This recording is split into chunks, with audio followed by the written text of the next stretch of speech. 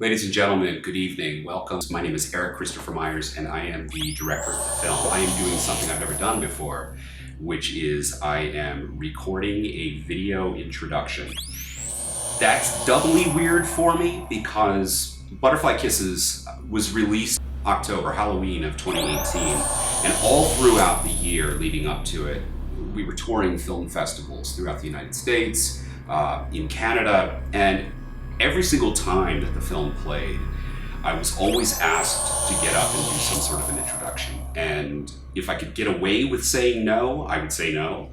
And if I had to get up and talk, then it usually was sort of restricted to saying, "Hi, I'm Erik, this is the movie, watch it, and we'll talk about it afterwards." And the reason for that is that I've always felt that Butterfly Kisses works best if you go into it cold. And that made it particularly difficult for me when I was trying to cut a trailer for release. It's a very difficult film to sort of preface or to describe in, one sentence or less. So with that being said, because I can't be there this evening, I thought I'd do something a little bit different, and I would preface the film. I would talk about it, maybe give you a little bit of background so that when you go in, you've got some wheels already turning. Basically, the film came together like this. It was early 2015, I think it was January or February, and I stumbled across a post in a Facebook group from a gentleman named Gavin York. And Gavin York was like me from Baltimore, and like me, he was a filmmaker. And he was talking about something that he had found, and that he had found old tapes in the basement of his mother and father-in-law's new home, their retirement home. And he was trying to identify individuals who were in the film, and he was also looking for other filmmakers to collaborate with him on a documentary. And, from what little I picked up, I was immediately interested in what he was doing. Gave him a call, we talked, we met, and he showed me what was on the tapes.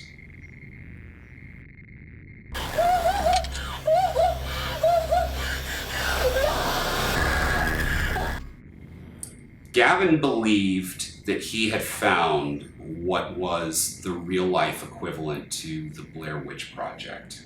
It was found footage that we've all seen, found footage movies, whether it's Blair Witch or The Last Exorcism or Paranormal Activity or any of those sorts of films, where we are watching what is allegedly documentation of the filmmaker's death or disappearance in a supernaturally based incident.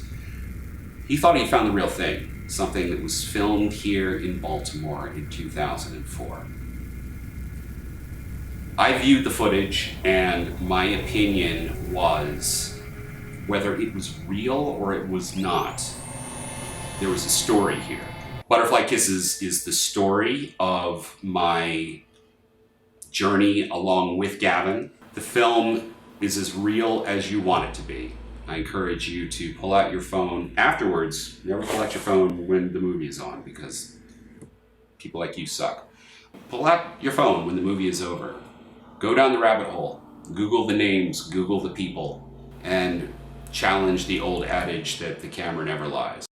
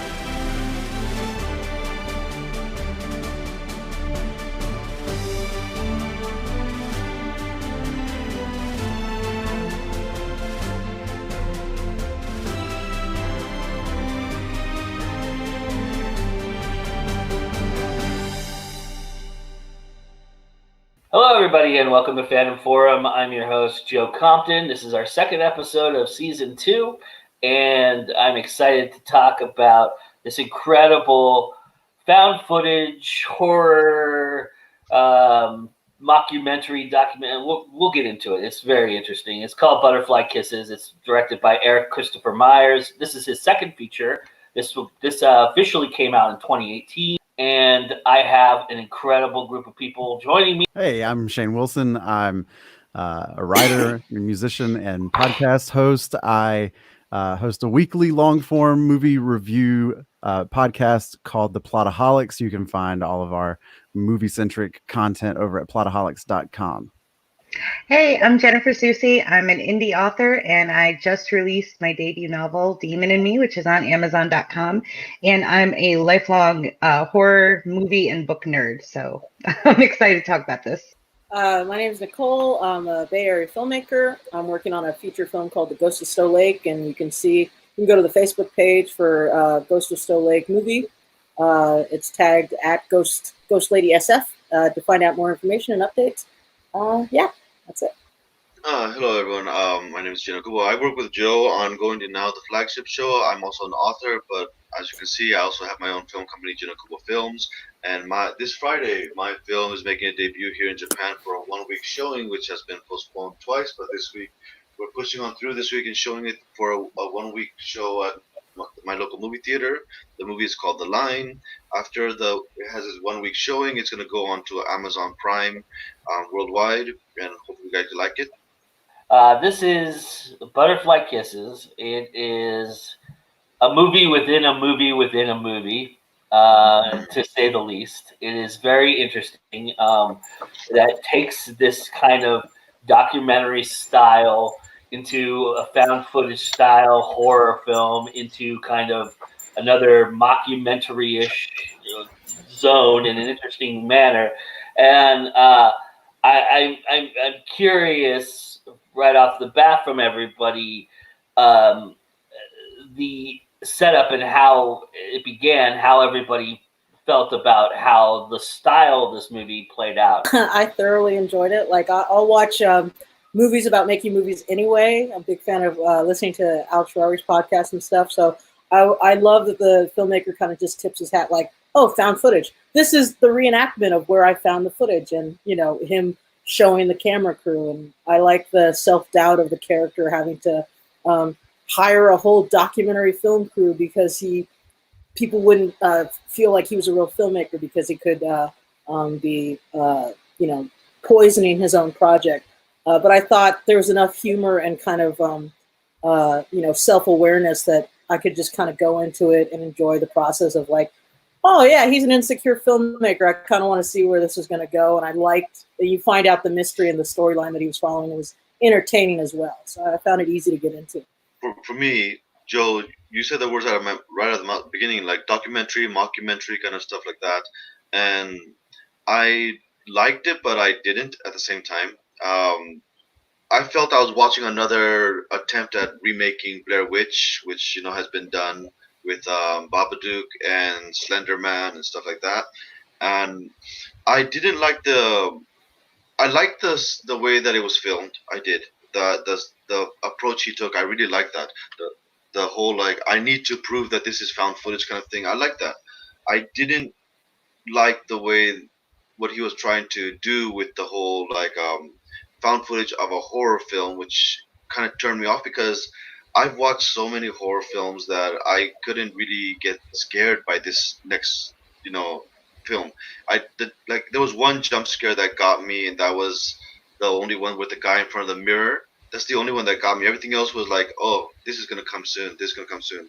So what I really started delving into as I watched more of this film was the way the director himself was trying to, and I didn't like in the story. I didn't really like the character of the director, the trying to make a found footage film about a documentary about found footage film, because I thought he was kind of like an asshole. So I guess basically the writing basically made him an unlikable character to me. But I did enjoy the fact that from the very, very very beginning, and I don't know who else caught this, it was an unreliable narrator style story, and I really like those kind of stories. I love found footage movies. That I am absolutely the target audience for this film. I love mockumentaries and I love found footage movies. So it checks all the boxes for me. The But I do think that it is becoming increasingly more and more difficult to make a good found footage movie because, like Jen said, it's been done a bunch of times and it's been done so much that almost all of the wrinkles that you could throw into that has also been done. And so what I appreciated this is the extra leveling that happens where, you know, you have essentially 3 levels of cynicism in this movie, right? Because we're already so cynical of a found footage film, and then you have the guy that actually finds the footage, which we don't often get to interact with that character. Most of the time in found footage film, it's just like a caption at the very beginning, and it's like, here's the movie. We edited it, but you don't get to know who we are. And so not only do we get the footage, but we get the guy who found it. And then we also get the guy who interviews the guy who found it, right? And so Gavin is a terrible character, but he is unreliable, like Jen said. And so that's another really interesting wrinkle. But I thought that the student filmmakers were really likable. I liked those 2 kids a lot. Really? I did. Yeah, I did. Because I think I was I get them, you know, like they're naive, but like I get them. They're just trying to finish their project. I liked the girl more than the other guy. But regardless, what did you say, Joe?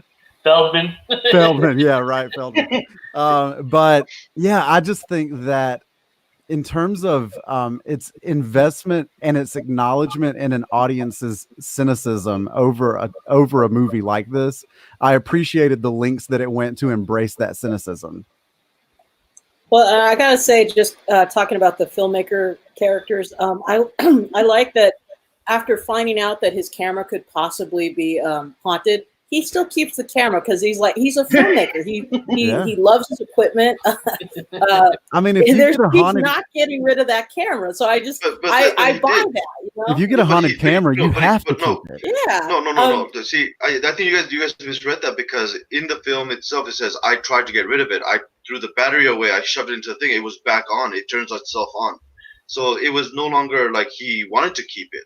No, but in the beginning, he's like, "That's my camera." She's using the other like cheapo camera, and he's like, "Why are you using that camera?" Because he's a camera snob. I appreciate that. You know, they take the stupid challenge of, "Oh, we're going to set up the camera and we're going to see if we can see Peeping Tom," and just the folklore surrounding that is kind of fun because they're already poking the bear kind of thing. And I kind of like that. Yeah, you pissed off the supernatural, and now you got to deal with that. So I think that's kind of always a fun story and a setup. It kind of sets up the rules a little bit, and you get to see how those characters navigate within the rules.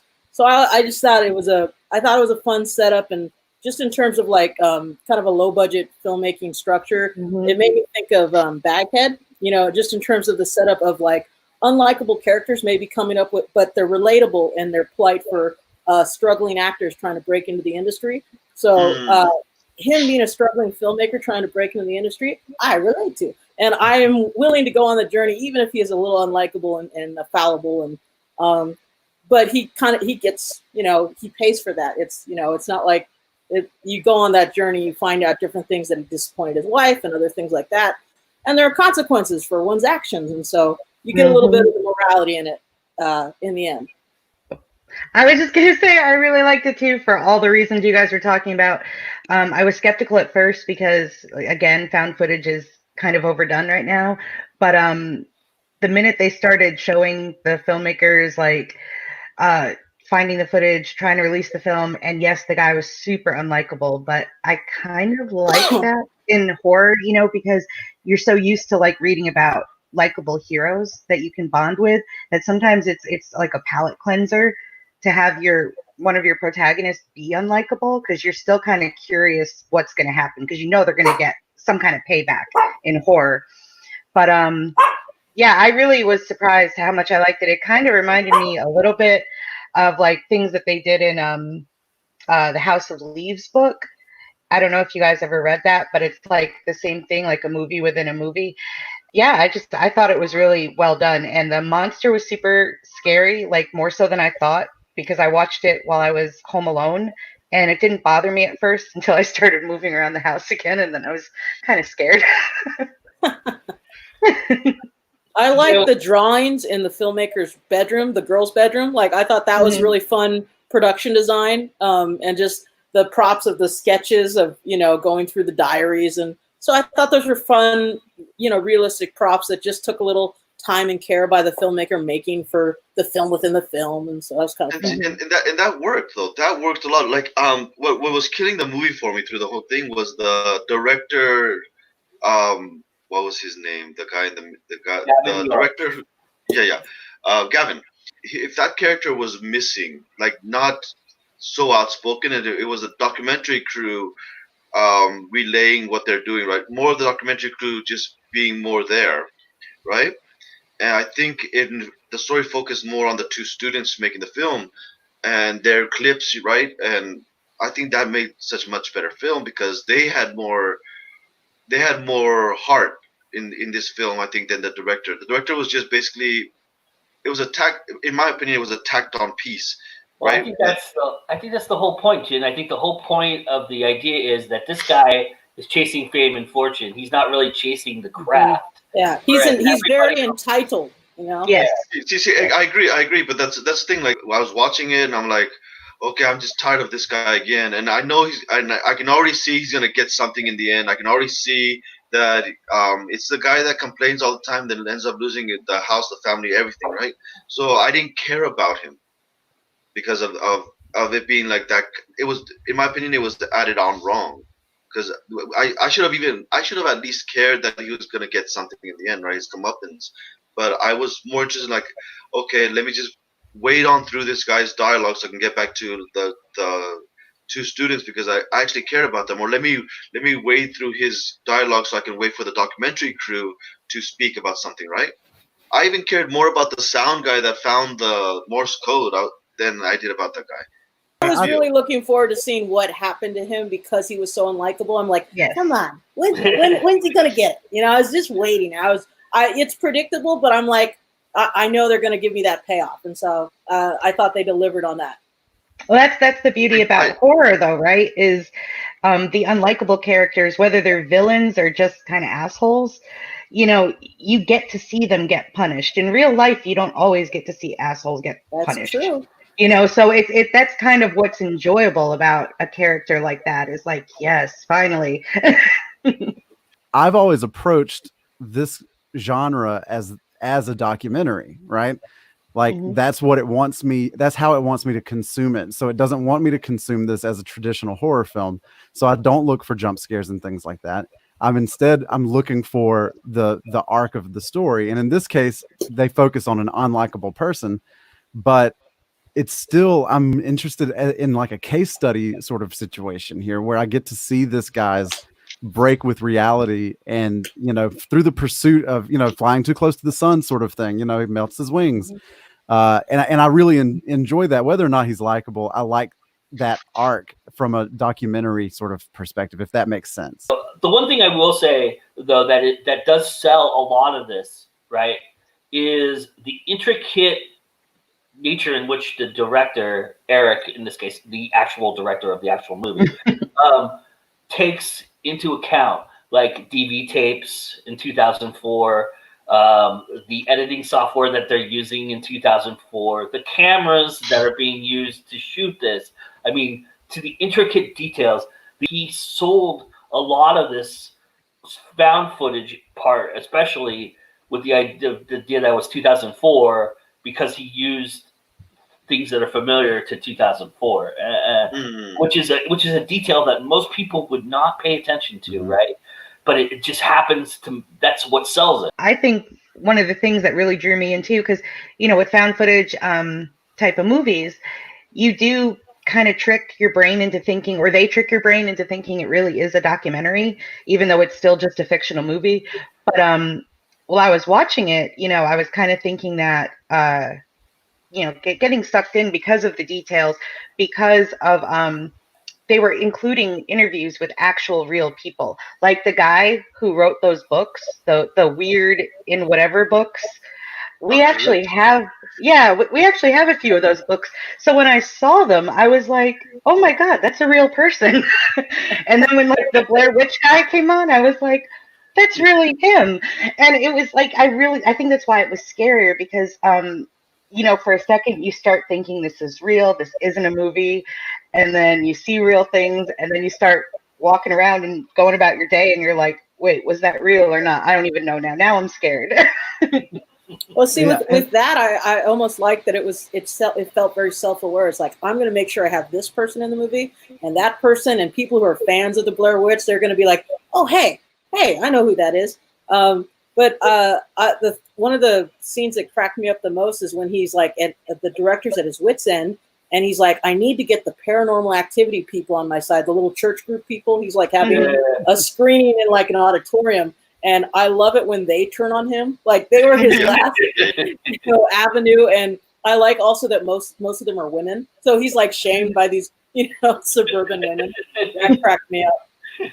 Again, another subtle setup that was, leading toward him, blowing up. Right. Which I think is pretty smart. I think good found footage films have to do is they have to be really well paced. And I think that this movie does such a good job of just like layering the texture on a little bit at a time. And you catch a glimpse of Peeping Tom in the background, or you catch a little bit more here. And there's just this really slow burn. And on every level of the film, there's a slow burn that just is paced really well, I think. It's not such a slow burn that there's no momentum to it. But it does, I think, click along really well. But I think that in terms of your question about details and things like that, that the texture of the film is just really great. Like it feels like a world that is lived in. It doesn't feel like a stage. And you mentioned the sketches and the things on the walls and even the little details about 2004 media being what it was. I remember DV tapes. And those little things we take for granted, I think, when we watch a movie, that stuff is there, but we would notice if it was gone. I wrote down a few things that are interesting, that are different in two. And one of them I found very interesting was that music did not play a big part in this film at all, except for at the very end when we were trying to build to a climax. And then it had that weird, like, piano, boop, boop, boop, boop, boop. But throughout the rest of the film, there was no music whatsoever. It was very interesting. I'd never seen that approach taken before, and it worked. I mean, not always would that work, but it seemed to, for me, it seemed to work. How about for everybody else? Did everybody? Well, I would think that it's also kind of a byproduct of the form. Most of the time when you're doing documentary filmmaking, like you would want to just have live sounds. And so that would get you out of having to use a soundtrack for a lot of that stuff. But the use of music just sparingly and at the very end, I think it helps to highlight like here's the moment, right? So I think that the relative silence of the soundtrack for the duration of the film is effective because of the form.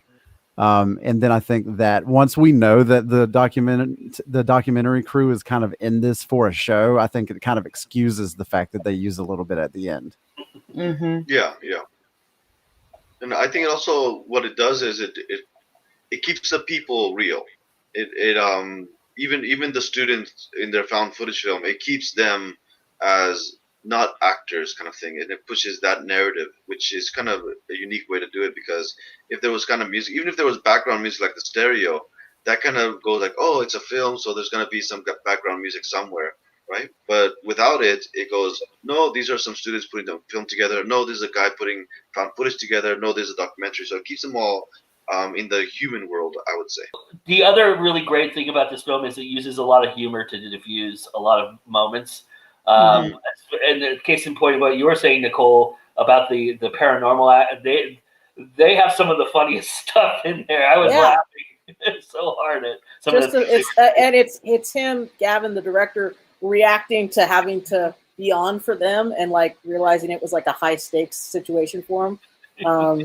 There's some really great in terms of like, you wouldn't classify this as a comedy, but when you think of like mockumentaries, someone like Christopher Guest does it really well, where they set up like something that's kind of like feels very organic and like a real person that just it's a funny situation. It's not so much that they're playing to the humor; it's just creating organically funny. In case in point moment, I think that is a nod to Spinal Tap. Is the moment he's showing them the guy appearing at the end of the tunnel. He goes, "Did you see that?" And they go, "What? What was that? What are you showing us?" And he goes, "That. I'm showing you that." I think that was a nod to Spinal Tap, but I could be wrong. We'll accept your premise. Exactly. It goes to 11. What else do you want to know? It goes to 11. It's one louder. And I like the responses from the audience when he's showing it to them, where one goes like, "If he's standing there, he's gonna be 6 feet wide." Yeah. Not, showing that it's perspective and stuff like that. Yeah, I thought that was really well done. But I think another thing that horror movies have to do pretty well is the comedic relief, like the build tension and then a little bit of release for whatever reason. Mm-hmm.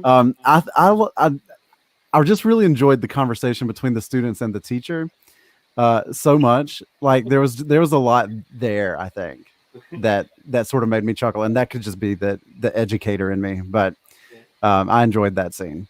Take 5, Feldman. Yeah, exactly.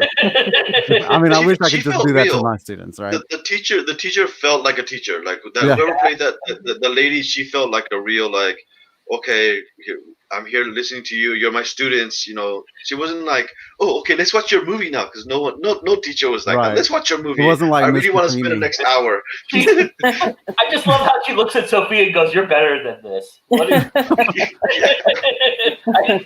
I thought the whole scene with the paranormal group was probably the funniest moment in the movie for me, because they were like, when they're interviewing them separately beforehand, kind of building up.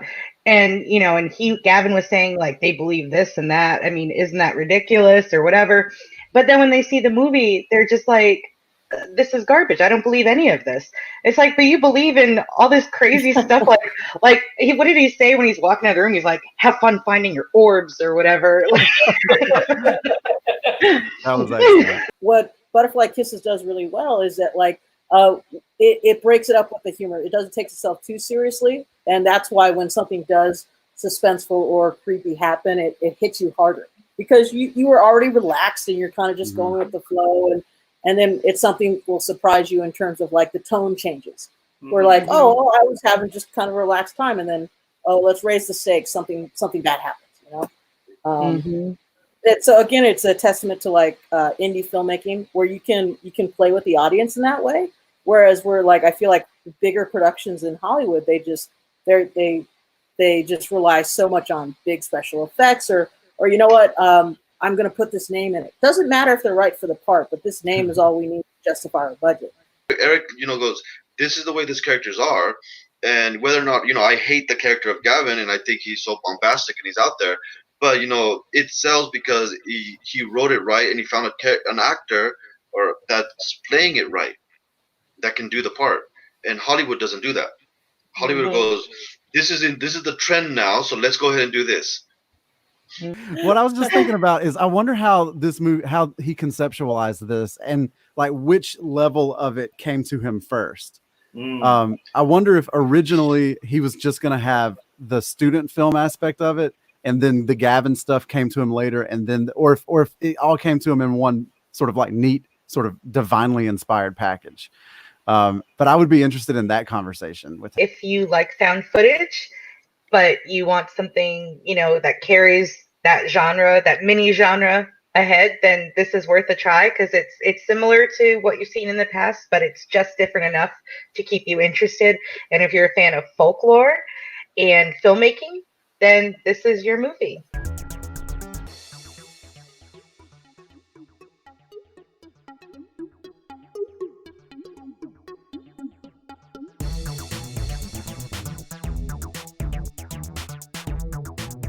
Joe, Erik posted something on his Facebook page this past week, I think, of a message that he got from a guy that thought that Gavin York really did die. Like the guy sent Erik a message, and he was like, I don't think that you had anything to do with it. I think that the family's just trying to get closure and everything. It was wild.